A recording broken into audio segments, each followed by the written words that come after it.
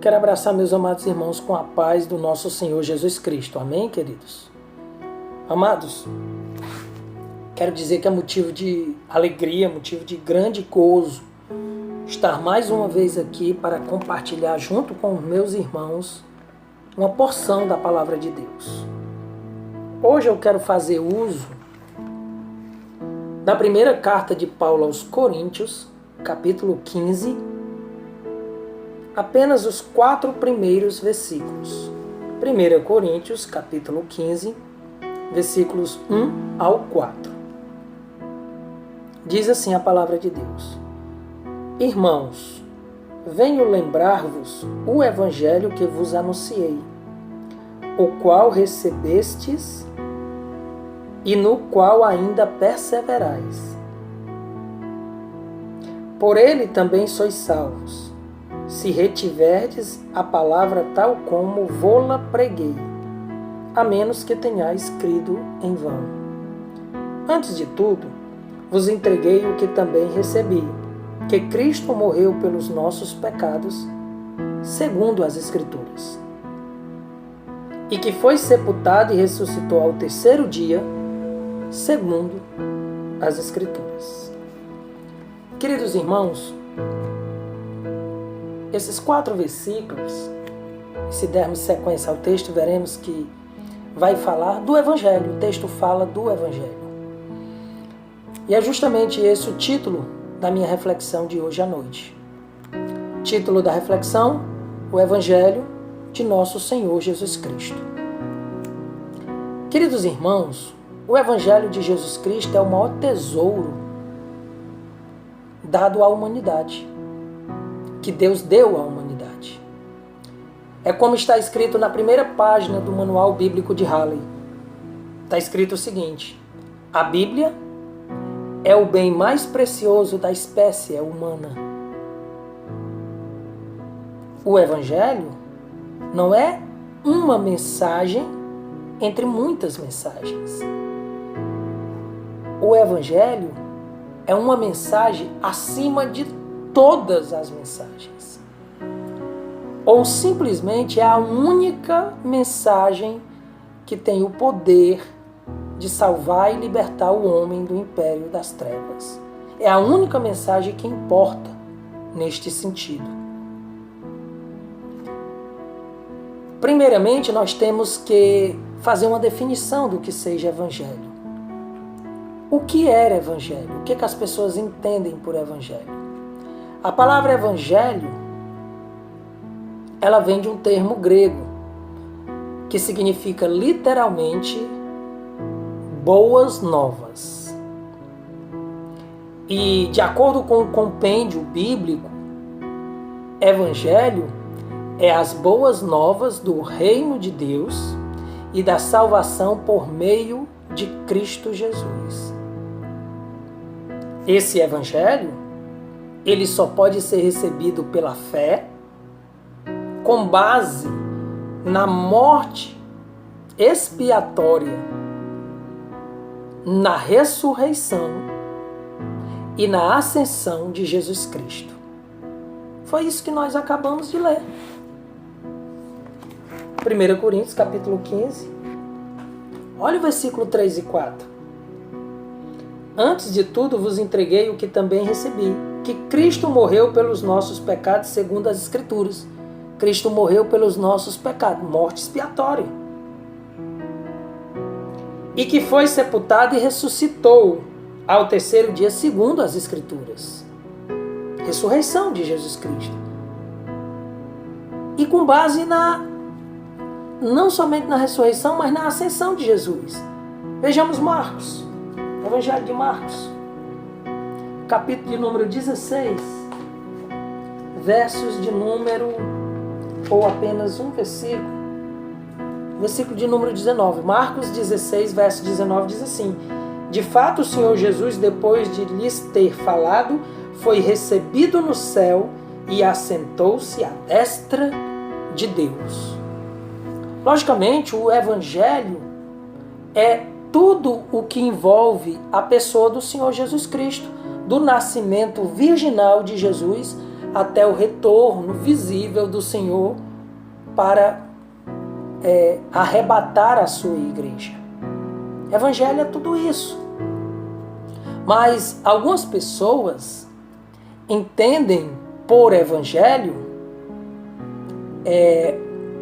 apenas o Novo Testamento. E dizem que o Antigo Testamento ele caducou. Ele está em desuso. Ele não serve para nós, para a igreja contemporânea, para hoje em dia. Outros mais detalhistas ainda dizem que Evangelho é apenas os 4 primeiros livros do Novo Testamento, que são os Evangelhos de Mateus, Marcos, Lucas e João. Só, meu querido irmão, que se Evangelho é as boas novas de Deus para a salvação do homem, e toda a Escritura, Antigo e Novo Testamento, contém as verdades da revelação de Deus para o homem, então, em um sentido mais amplo, toda a Escritura contém o Evangelho, toda a Escritura é o Evangelho de Deus por meio do nosso Senhor Jesus Cristo. Uma vez que Jesus também é o personagem principal do Antigo Testamento. Tudo aponta para Ele. Então, no sentido mais amplo, Evangelho é toda a Escritura, é toda a Palavra de Deus. E aí nós vamos para o primeiro ponto da nossa reflexão. Nessa reflexão, eu quero dar apenas, irmãos, 3 pontos ou 3 características do Evangelho. O primeiro sendo, o Evangelho é totalmente exclusivista. A segunda característica, o segundo ponto, o Evangelho é totalmente inacreditável. E a terceira característica, ou o terceiro ponto, o Evangelho é poderoso, tanto para salvar como para condenar. Então vejamos o primeiro ponto da nossa reflexão. O Evangelho é totalmente exclusivista. Queridos irmãos, uma coisa interessante. Hoje nós vivemos um mundo muito pluralista. As pessoas dizem, repetem, pessoas até no seio da igreja que o que importa é a fé, que todas as religiões têm algo de bom a se apresentar. E realmente pode até ter algo de bom a se apresentar em todas as religiões. Mas isso não é suficiente para conduzir o homem até Deus. Isso não é suficiente para salvar o homem do juízo de Deus. A única coisa suficiente para salvar o homem do juízo de Deus é o Evangelho. É a pessoa bendita do nosso Senhor e Salvador Jesus Cristo. E aí, queridos irmãos, dentro dessa característica de Evangelho, eu vejo Jesus como a personificação da palavra de Deus. Por isso que em alguns momentos da minha reflexão, você vai ver eu falando que é só através do Evangelho, e você vai ver eu dizendo que é só através de Jesus. Jesus é o Evangelho. Nesse sentido que eu estou falando. Então, queridos irmãos, o Evangelho é totalmente exclusivista, pois o Evangelho afirma que não existe nenhum outro caminho que leve o homem a Deus, a não ser o nosso Senhor Jesus Cristo. Está lá em João, capítulo 14, versículo de número 6. Um texto que todo mundo conhece, mas parece que esquece o seu sentido, o seu significado. João 14, 6 diz assim: respondeu-lhes Jesus: eu sou o caminho e a verdade e a vida, e ninguém vem ao Pai senão por mim. Perceba que ele, Jesus, não é um dos caminhos. Ele é o único caminho. Ninguém vem ao Pai a não ser por mim, disse Jesus. Não existe outra alternativa. Não existe outro caminho. Note, queridos irmãos, perceba que o artigo é definido. Eu sou o artigo definido, o caminho. Não é um artigo indefinido. Jesus não diz, eu sou um dos caminhos. Ele não diz isso. Ele diz, eu sou o caminho. Não existe uma possibilidade, nem pela bondade humana, nem pela caridade, nem pelo isolamento, eu vou me enclausurar no mosteiro, eu vou orar, nem pela oração. Pelo contrário, a Escritura diz que a oração do ímpio é detestável aos ouvidos de Deus. Não é pelaquilo que eu posso fazer, não é pelaquilo que você pode fazer, não é por mérito humano, não é por preço, não é por conquista, é simplesmente pela fé em Cristo Jesus. Ele é o único caminho. E aí agora nós vamos para a segunda característica do Evangelho na nossa reflexão, que é justamente o Evangelho é totalmente inacreditável. O verdadeiro, autêntico Evangelho do Senhor Jesus é totalmente inacreditável por ser uma mensagem aparentemente ridícula para os sábios deste mundo. Veja que em 1 Coríntios, capítulo 1, versículo 23, vamos ver esse texto aí, é bastante interessante esse texto.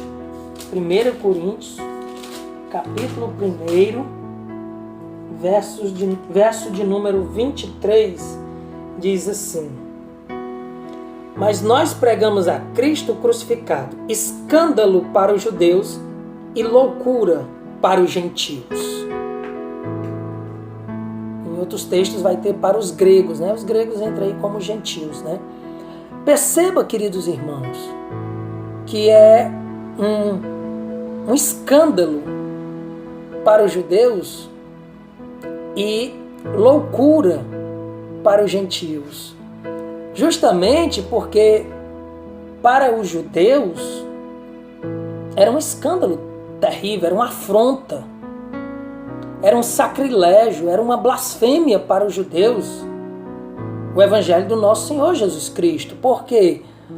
Porque na mente dos judeus, Jesus era um maldito de Deus porque foi levado ao madeiro. E era um motivo de escândalo, se via como pedra de tropeço, pois o Evangelho reivindica e reivindicava que esse maldito de Deus era o Messias que o Antigo Testamento prometia, né? E além de dizer que este maldito de Deus era o Messias, o Evangelho vai além. O Evangelho ainda diz que este maldito de Deus era o próprio Deus encarnado. Então isso para um judeu era um sacrilégio. Era verdadeiramente um escândalo. Para os gregos, que é o enfoque aí do texto, ou os gentios, para os gregos, o Evangelho não passava de mera bobagem, de mera tolice, porque os gregos não valorizavam nada nem ninguém sem a sua sabedoria filosófica, sem a sabedoria filosófica que eles tanto admiravam, que eles tanto colocavam em xeque como algo de suma importância na vida, de maneira que quem não tinha tanto valor. Então, para os judeus era realmente um escândalo, para o grego era uma bobagem, uma tolice, né? Então eu preciso entender que o Evangelho é totalmente fora dos padrões deste mundo. logo acreditar nele, neste evangelho, só com a iluminação do Espírito Santo. Queridos, perceba que hoje em dia também não é diferente.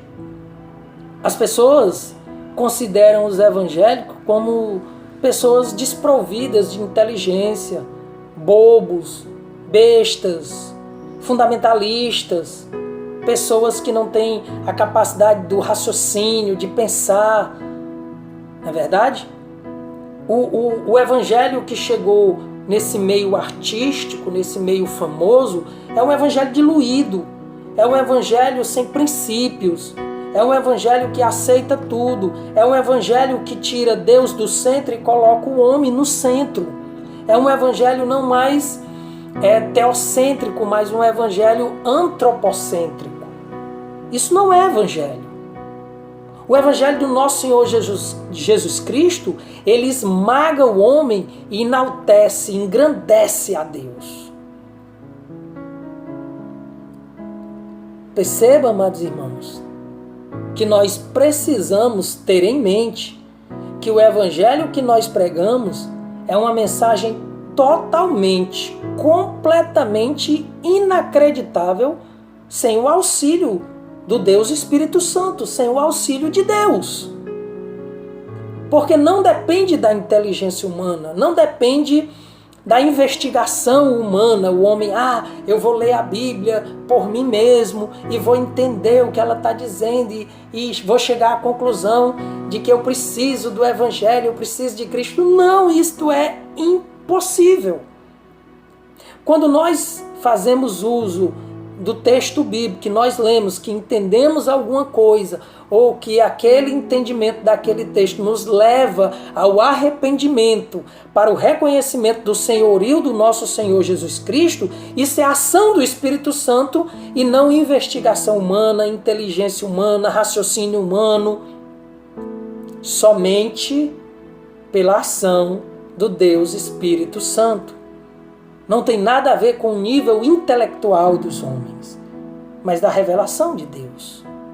Haja vista que a própria Escritura diz que Deus escolheu as coisas loucas deste mundo para confundir os sábios. Então não depende do homem, depende de Deus. Unicamente de Deus. E aí eu vou para o terceiro ponto, a terceira característica do Evangelho do nosso Senhor Jesus Cristo.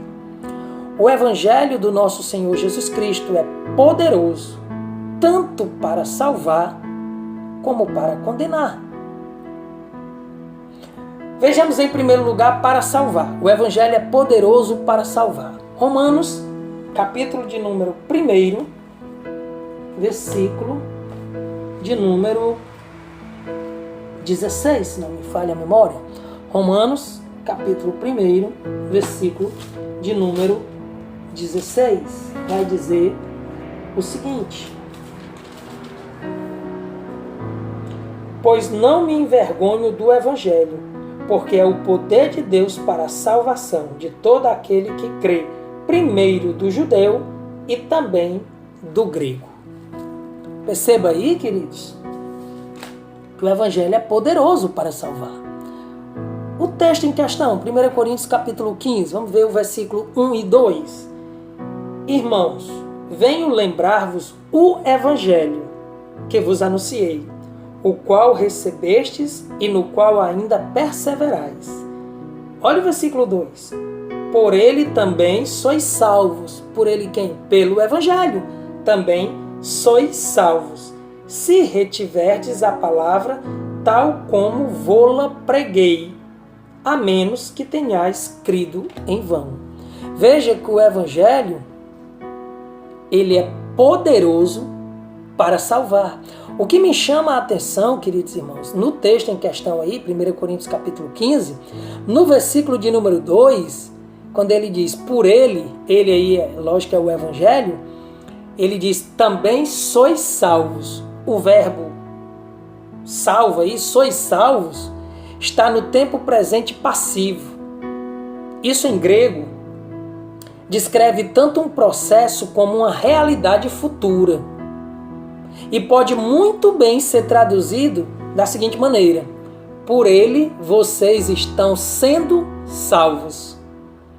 É muito importante nós termos em mente que as Escrituras descrevem a salvação em 3 tempos.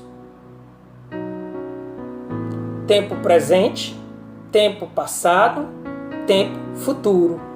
Ignorar qualquer um desses tempos da salvação nos levará a ter uma visão distorcida da salvação como um todo. Vejamos os 3 tempos da salvação. No passado, Deus salvou o crente da condenação do pecado. Isso acontece no momento da conversão. É o que a Bíblia Sagrada chama de justificação. Simples. No tempo presente, o crente está sendo salvo do poder do pecado. Esse é um processo gradual que a Bíblia vai chamar de santificação.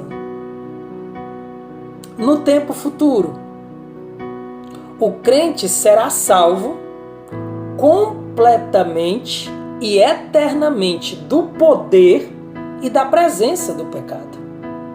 Esse estágio final, a Bíblia chama de glorificação. E agora nós vamos para a questão do Evangelho ser poderoso para condenar. Isso é muito simples também. Basta você observar, quando você fizer a leitura do texto bíblico, com bastante atenção, que a rejeição ao Evangelho implica na condenação daquele que rejeita o Evangelho. Veja, por exemplo, João, capítulo 3, é um texto bem interessante, porque geralmente as pessoas citam apenas o versículo de número 16, que é aquele versículo que Deus amou o mundo de tal maneira que deu o seu Filho unigênito para que todo aquele que nele crê não pereça, mas tenha a vida eterna.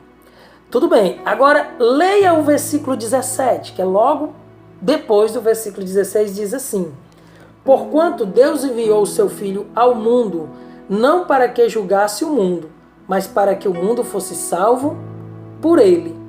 Aí vamos continuar até o 19, versículo 18. Quem nele crê não é julgado, mas aquele que não crê já está julgado, porquanto não crê no nome do unigênito Filho de Deus. Verso 19. E o julgamento é este, que a luz veio ao mundo, e os homens amaram mais as trevas do que a luz, porque as suas obras eram más. Percebeu, queridos irmãos? Aquele que crê no Filho não é julgado, mas aquele que não crê no Filho já está julgado. Diz o versículo 18, já está julgado. No mesmo capítulo de João, capítulo 3, mesmo capítulo 3, pula lá para o versículo 36 na tua Bíblia. Olha que coisa interessante. Verso 36 do capítulo 3 de João diz: por isso, quem crer no Filho, Filho de Deus, tem a vida eterna. O que, todavia, se mantém rebelde contra o Filho, não verá a vida, mas sobre ele permanece a ira de Deus.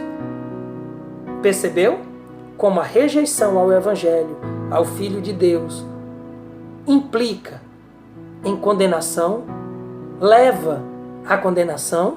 Veja Romanos, capítulo 8. Olha que texto interessante também. E que está subentendida aqui a condenação daqueles que rejeitam o Evangelho. Romanos 8, verso 1. Agora, pois, já não há nenhuma condenação para os que estão em Cristo Jesus.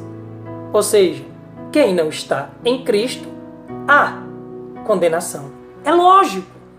O texto é claro, queridos irmãos.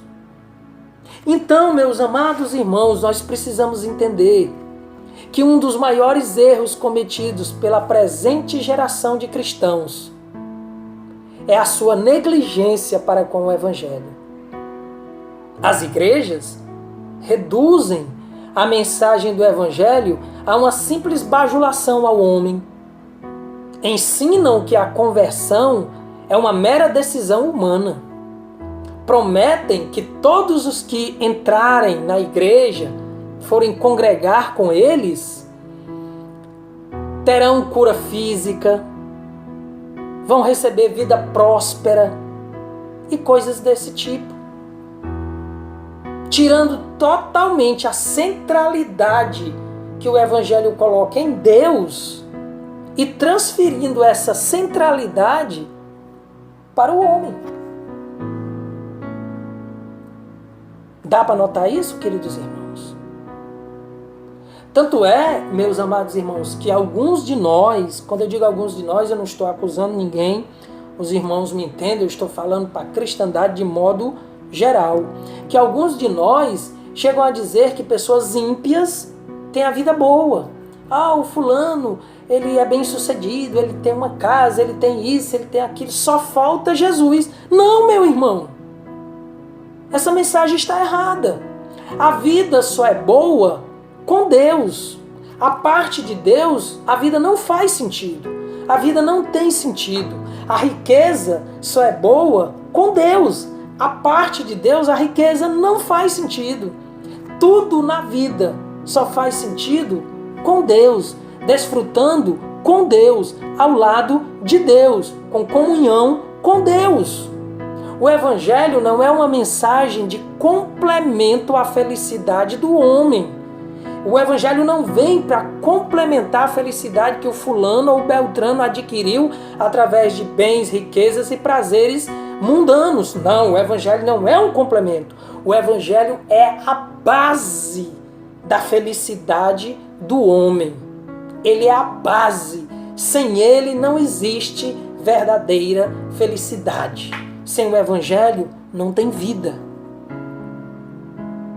É essa a mensagem do Evangelho do nosso Senhor e Salvador Jesus Cristo. Sem ele, o homem caminha a passos largos para o inferno. Ele pode ser famoso, ele pode ser bilionário, ele pode ter o que tiver. Distante de Cristo, longe da mensagem do Evangelho, o que aguarda ele é a condenação eterna. Nós precisamos entender que o verdadeiro Evangelho do nosso Senhor Jesus Cristo é eterno, imutável e transcende tanto o tempo como a cultura. O Evangelho não é para ser moldado de acordo com o tempo e com a cultura do povo que está recebendo o Evangelho. O Evangelho é transcultural. O Evangelho é atemporal. Ele pode ser pregado e deve ser pregado em qualquer tempo, em qualquer hora, em qualquer povo, em qualquer nação, em qualquer etnia e em qualquer cultura. Eu preciso entender isso. O Evangelho não pode ser modificado nem adaptado para agradar a quem quer que seja, mas deve ser considerado como a verdade mais pura e absoluta de Deus para o homem. E aí nós deveríamos e podemos dizer como Paulo: pois eu não me envergonho do Evangelho, porque é o poder de Deus para a salvação de todo aquele que crê, primeiro do judeu e depois do grego, do gentio. Amém, queridos irmãos? Que Deus em Cristo vos abençoe e que Deus possa gravar este Evangelho poderoso nas tábuas do nosso coração com ponta de diamante, para ficar gravado, registrado ali e nunca mais sair, porque não há nada nem ninguém que possa ofuscar, que possa neutralizar a mensagem do Evangelho que nos foi um dia pregado.